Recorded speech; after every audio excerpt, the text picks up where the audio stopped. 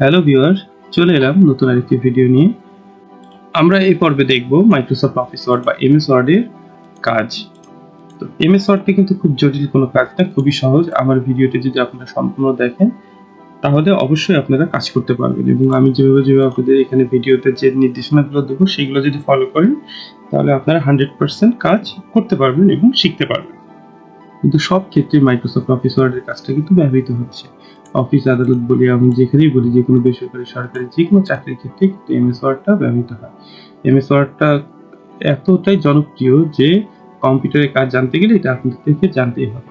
এবং এমএস ওয়ার্ডের যে বিভিন্ন যে কাজগুলো আছে সেগুলো আমি আপনাদের সুন্দর করে পার্ট বাই পার্ট ভিডিও করে দেখাবো।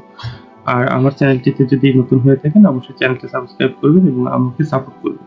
আমি আপনাদের নতুন নতুন ভিডিও দেবো এবং চেষ্টা করব যে যাতে আপনাদের উপকার হয়, এবং সেই যে ভিডিওগুলো আমি আপনাদের সামনে দেবো। তো ভিডিওটি অবশ্যই না টেনে সম্পূর্ণ মনোযোগ সহকারে দেখবেন।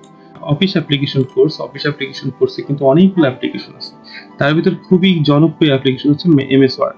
তো সেই এমএস ওয়ার্ডের সম্বন্ধে আমি আপনাদের আলোচনা করব। MS Word, MS Excel, MS PowerPoint, MS Access, এইভাবে ধারাবাহিকভাবে আমি পার্ট বাই পার্ট আমি আপনাদের টিউটোরিয়ালের মাধ্যমে আমি আপনাদের সুন্দর করে বোঝানোর চেষ্টা করব, এবং আমি যেভাবে বোঝাবো এ টু জেড কোনো জায়গায় কোনো গ্যাপ থাকবে না, সুন্দরভাবে আমি আপনাদের বোঝাবো, সবাই বুঝতে পারবে সেভাবে আমি আপনাদের শেখাবো।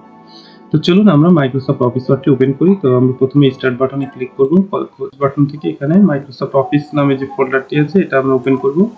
ওপেন করার পর এখান থেকে আমাদের দেখেন অনেকগুলো অ্যাপ্লিকেশন আছে। তো এখান থেকে আমরা ওপেন করব মাইক্রোসফট অফিস ওয়ার্ড 2010। এখানে আমরা যেটা শিখব মাইক্রোসফট অফিস ওয়ার্ড 2010। এরকম 2010 এর কিন্তু বিভিন্ন ভেরিয়েন্ট আছে এমএস ওয়ার্ডের। 2003 ছিল, 2007 আছে, 10, এভাবে বিভিন্ন ধরনের আপডেট হয়েছে মাইক্রোসফট অফিস ওয়ার্ড। তো 10, 16 বা 19 যেটা আপনারা দেখেন না কেন সেম টু সেম, একটাতে শিখলে বাকিগুলো অটোমেটিক পারবে। মাইক্রোসফট ওয়ার্ডটা 2010টা ওপেন করি আমরা। এমএস ওয়ার্ডটা ওপেন করলে বা মাইক্রোসফট অফিস ওয়ার্ডটা ওপেন করলে আপনাদের সামনে এমন একটা ইন্টারফেস আসবে। এটাকে বলা হয় মাইক্রোসফট অফিস ওয়ার্ডের উইন্ডো। তো আমরা এই উইন্ডোর কাজটা এই পর্বে আমরা দেখব, কিভাবে উইন্ডোর কোথায় কিভাবে কোনটার কি কাজ সেটা আমরা এখান থেকে জানবো। তো চলুন শুরু করে দিই। এই উইন্ডোটা ওপেন হওয়ার পর ঠিক বাম পাশে একদম কর্নারের উপরের দিকে এখানে আমাদের কিছু আইকন আছে, যেমনটা সেভ, আনডু, রেডু, কাট, কপি। এটাকে বলা হয় কাস্টমাইজ অ্যাক্সেস টুলবার। তো এই কাস্টমাইজ অ্যাক্সেস টুলবারটা আমরা কাজ হচ্ছে এখান থেকে সহজে আমরা সেভ, আনডু, রেডু করতে পারবো। তো এই কাস্টমাইজ অ্যাক্সেস টুলবারটা কিন্তু আপনারা আপনাদের নিজের মতো করে সাজায় নিতে পারবেন।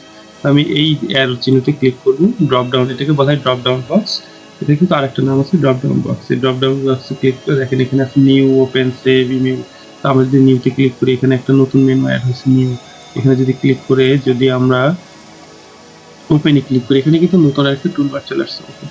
এইভাবে আমরা যদি টিক, যেগুলোতে টিক দেওয়া থাকবে সেগুলো এখানে শো করবে, যেগুলো টিক দেওয়া থাকবে না সেগুলো এখানে শো করবে না।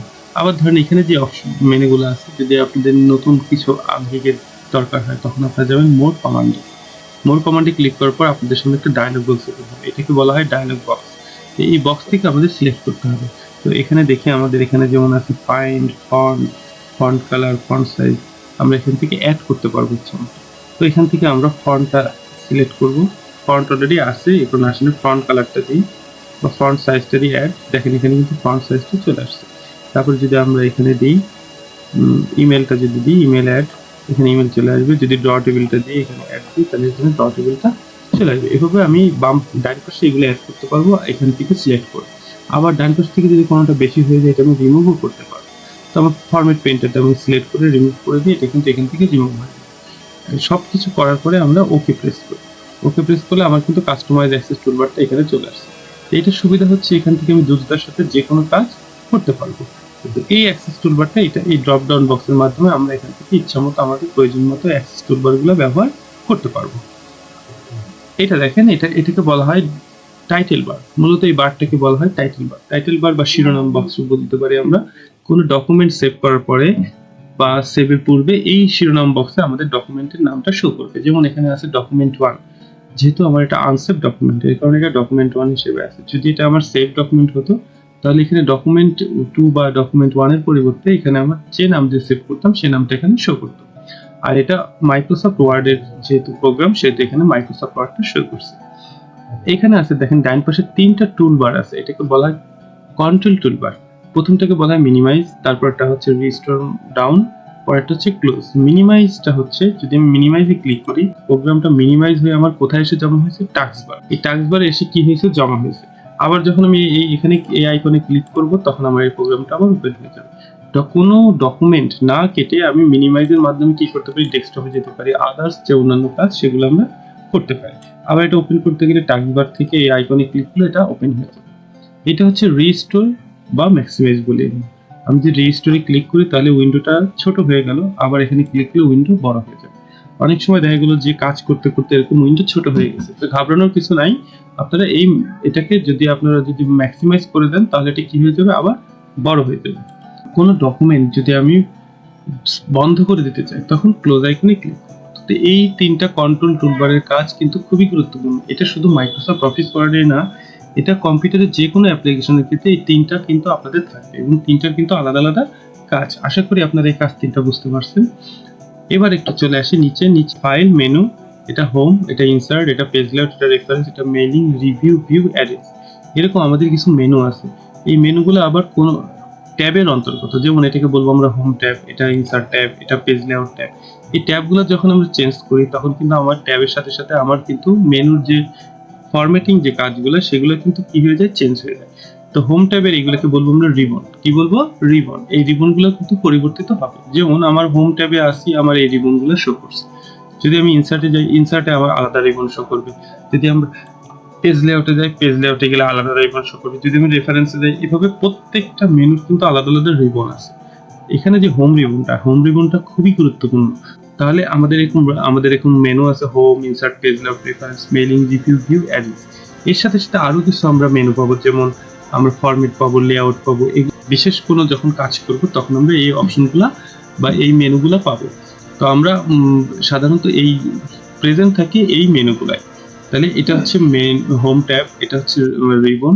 আর রিবনের সাথে আমরা দেখি এখানে রিবনে কিন্তু নাম আছে, যেমন এটার নাম ক্লিপবোর্ড, এটা ফন্ট, এটা প্যারাগ্রাফ। এই যে নামের পাশে দেখেন একটা অ্যারোর মতো চিহ্ন আছে। এই অ্যারোতে ক্লিক করলে কি হবে, আমার ফ্রন্টের এখানে যে কাজগুলো পাচ্ছি এর পাশাপাশি যদি আমি আরো অতিরিক্ত কাজ করতে চাই তখন আমি এই অ্যারোতে ক্লিক করব। যখন আমি অ্যারোতে ক্লিক করব আমাদের সামনে একটা ডায়লগ বক্স আসবে। ওটাকে বলা হয় ফ্রন্টের ডায়লগ বক্স। এই ডায়লগ বক্সে আসলে কিন্তু আপনারা এই ফ্রন্টের যে কাজগুলো আমরা এখানে পাই এর সাথে অতিরিক্ত কাজ আমরা এখান থেকে করতে পারবো। তো এখান থেকে কাজ করার পর আমরা এটা ওকের মাধ্যমে এটা সম্পাদন করব।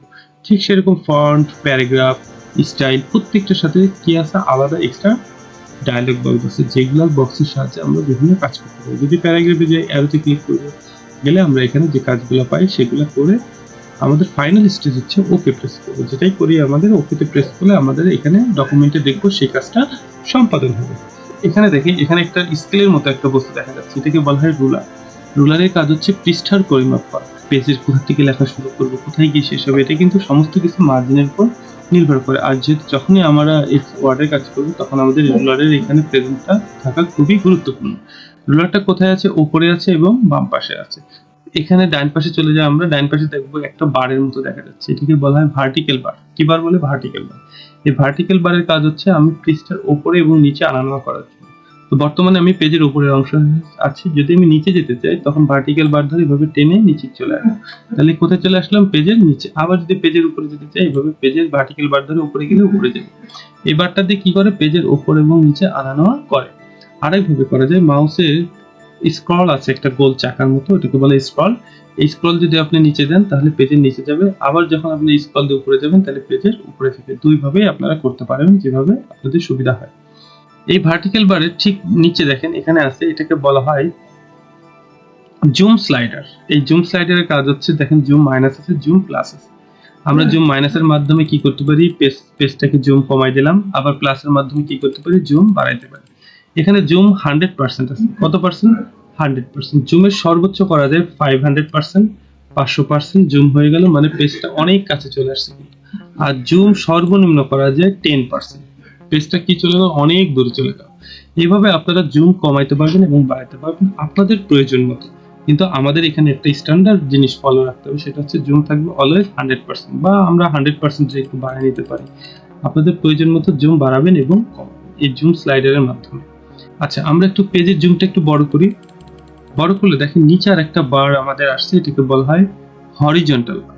এই হরিজন্টাল বারের কাজ হচ্ছে, আমরা কিন্তু ভার্টিক্যাল বারের কাজ দেখছি যেটা পেজের উপরে এবং পেজের নিচে আনা করে, আর হরিজন্টাল বারের কাজ হচ্ছে পেজের বামেও ডান পাশে যেতে পারবেন এবং বাম পাশে যেতে পারবেন। পেজের বাম পাশে এবং ডান পাশে আনা করার জন্য কোন বারটা ব্যবহৃত হয়?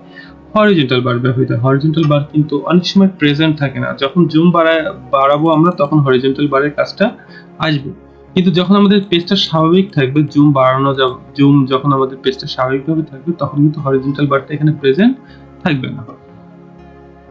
জুমের ঠিক বাম পাশে আছে, দেখেন এগুলো হচ্ছে একটার নাম হচ্ছে প্রিন্ট লেআউট, একটা হচ্ছে ফুল স্ক্রিন রিডিং, আর একটা হচ্ছে ওয়েব লেআউট, আর একটা হচ্ছে আউটলাইন। এভাবে লেআউট আছে। এই যে মাইক্রোসফট অফিস ওয়ার্ড বা এমএস ওয়ার্ডের যে আমি ভিউ কিভাবে দেখতে চাই সেটা আমরা লেআউটের মাধ্যমে কি করতে পারি? পরিবর্তন করতে পারি। তো অলওয়েজ আমাদের এটা কোন লেআউট থাকবে? Print layout. যদি কখনোই আপনাদের এভাবে ধরেন আপনি কোন একটা ডকুমেন্ট লিখছেন, লিখার পরে আপনি এটা ফুল স্ক্রিনে পড়তে চান যে হ্যাঁ ডকুমেন্ট আমি পড়তে চাই, তখন অবশ্যই আমাদের full screen reading a press করতে হবে। যখনই ফুল স্ক্রিন রিডিং আমি সিলেক্ট করব তখনই দেখবো আমাদের ডকুমেন্টের ফুল পেজটা আমরা দেখতে পাচ্ছি। এখান থেকে আবার বের হয়ে যেতে গেলে আমাকে উপরে ক্লোজে বাটন ক্লিক করতে হবে।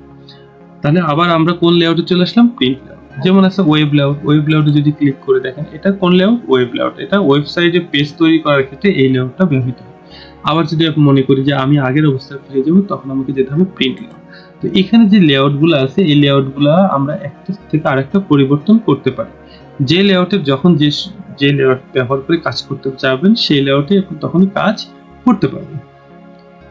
এবার একটু বামে চলে আসি, দেখেন এখানে লেখা আছে পেজ 1 of 1। আমার এই ডকুমেন্টে পেজ আছে কয়টা? খুবই গুরুত্বপূর্ণ কিন্তু এই জিনিসটা। ধরেন যে আপনি লিখে যাচ্ছেন একটা ডকুমেন্টে কতগুলা পেজ হয় সেটা আপনি দেখবেন কিভাবে? এই বাম পাশে কর্নারের নিচের দিকে এখান থেকে দেখতে পাবেন এখানে পেজ 1 of 1, মানে একটা পেজের মধ্যে একটা পেজই আছে। আর ডান পাশে আছে ওয়ার্ড, এটা কিন্তু ওয়ার্ড কাউন্ট করে, আপনি কতগুলা এই ডকুমেন্টে বা এই পেজের ভিতরে কতগুলা ওয়ার্ড লিখলেন সেই ওয়ার্ড এখান থেকে কাউন্ট করবে। ধরেন আপনি লিখতেছেন, আপনার একটা টাইম বেঁধে দিয়েছে যে আপনাকে 10 মিনিটের ভিতরে ধরেন যে 200 ওয়ার্ড টাইপ করতে হবে।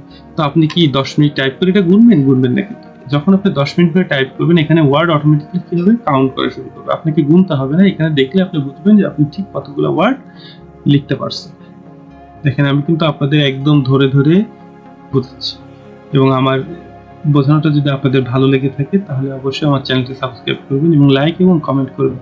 আপনাদের কি বিষয়গুলো দরকার বা যে জিনিসগুলো আপনাদের খুবই প্রয়োজন আপনারা আমাকে কমেন্টে জানাবেন, আমি অবশ্যই আপনাদেরকে সেই জিনিসগুলো সেই ভিডিওগুলো আপনাদের উপহার দেওয়ার চেষ্টা করব। এটাকে বলা হয় পেজ, এটা হচ্ছে ব্ল্যাঙ্ক পেজ। কি পেজ বলে এটা? Blank page. আমরা যখন ধরেন নতুন করে কোন একটা নতুন খাতা কিনি, খাতার নতুন পেজ থাকে, পৃষ্ঠা থাকে, পৃষ্ঠার তো অবশ্যই একটা সংখ্যা থাকে। তো এই যে ধরেন যে এটা আমরা নতুন করে ডকুমেন্ট ওপেন করছি, এটাকে বলবো আমরা কি পেজ? Blank page. এটার কিন্তু আরেকটা নাম আছে, এটাকে বলা হয় এডিটিং স্ক্রিন। ব্ল্যাঙ্ক পেজ বা এডিটিং স্ক্রিন আমরা দুই নামেই বলতে পারি। তো এডিটিং স্ক্রিন কেন? এটা এডিটিং স্ক্রিন, এখানে আমি এডিট করতে পারি। এডিট মানে আমরা এটা লিখতে পারবো, মুছতে পারবো, আমাদের মতো করে এটা আমরা কি করতে পারবো? ব্যবহার করতে পারবো। এই যে পেজের শুরু কোথায়? পেজের শুরু কিন্তু এখানে, পেজের বাম পাশে শুরু এখানে, পেজের ডান পাশে শুরু এখানে। আর পেজের শেষ অংশ কোথায়? পেজের শেষ অংশে যখন আমরা ভার্টিক্যাল বার ধরে নিচে যাব পেজের আমরা শেষ সীমানা দেখতে পাবো। এখন এই পেজের মধ্যে দেখেন একটা ডট ডট ডট ডট চারপাশে আছে, এটাকে বলা হয় পেজ মার্জিন। পেজ মার্জিনের কাজ কি? পেজ মার্জিনের কাজ হচ্ছে লেখা শুরু হবে কোথায় এবং লেখা শেষ হবে কোথায় সেটা নির্ধারণ করা। এই যে আমি লিখবো, কোথা থেকে লিখবো এবং কোথায় গিয়ে শেষ হবে সেটা মার্জিনের মাধ্যমে কি হবে? নির্ধারিত হবে। দেখেন পেজের ঠিক মার্জিনের বাম পাশের অংশ একটা আয়ের মতো দণ্ড টিক করতেছে, এটাকে বলা হয় আই বিম। আই বিমের কাজ হচ্ছে লেখা কোথা থেকে শুরু হবে এবং লেখা কোথায় গিয়ে শেষ হবে সেটা নির্ধারণ করা। তো এই যে মার্জিনের কাজটা বুঝতে পারছি এবং আই বিমটা বুঝতে পারছি। আর দেখেন আমি যখন মাউস নড়াচড়া করছি তখন দেখেন আমার কার্সরটা কেমন হয়েছে? আই আকৃতি। এটারও কিন্তু একটা নাম আছে, এটাকে বলা হয় ইনসার্ট সেশন পয়েন্টার। এই ইনসার্ট সেশন পয়েন্টারের কাজ হচ্ছে আমরা ধরুন কোনো কিছু লিখছি, ডকুমেন্টে লেখার পরে আমি মাউস দিয়ে ইচ্ছামতো জায়গায় ক্লিক করে আমি সেখানে যেতে পারবো। আর আইবিমটা যেখানে থাকবে লেখা কিন্তু সেখান থেকে শুরু হবে। আমি এতক্ষণ আপনাদের যেটা বুঝলাম এটা হচ্ছে মাইক্রোসফট অফিস ওয়ার্ড বা এমএস ওয়ার্ডের যে পরিচিতি, কোনটার কাজ কিভাবে কাজ করতে হবে এটা আমি আপনাদের কিন্তু সুন্দরভাবে বুঝালাম। আমার ভিডিওটি যদি আপনাদের ভালো লেগে থাকে অবশ্যই আমার চ্যানেলটি সাবস্ক্রাইব করবেন এবং কমেন্ট করে জানাবেন কেমন লেগেছে এবং বেশি করে লাইক করবেন। ভিডিওটি ভালো লাগলে অবশ্যই আমার চ্যানেলটি সাবস্ক্রাইব করবেন এবং বেল আইকনটি অবশ্যই প্রেস করে রাখবেন যাতে নতুন ভিডিও পেতে পারেন। ধন্যবাদ।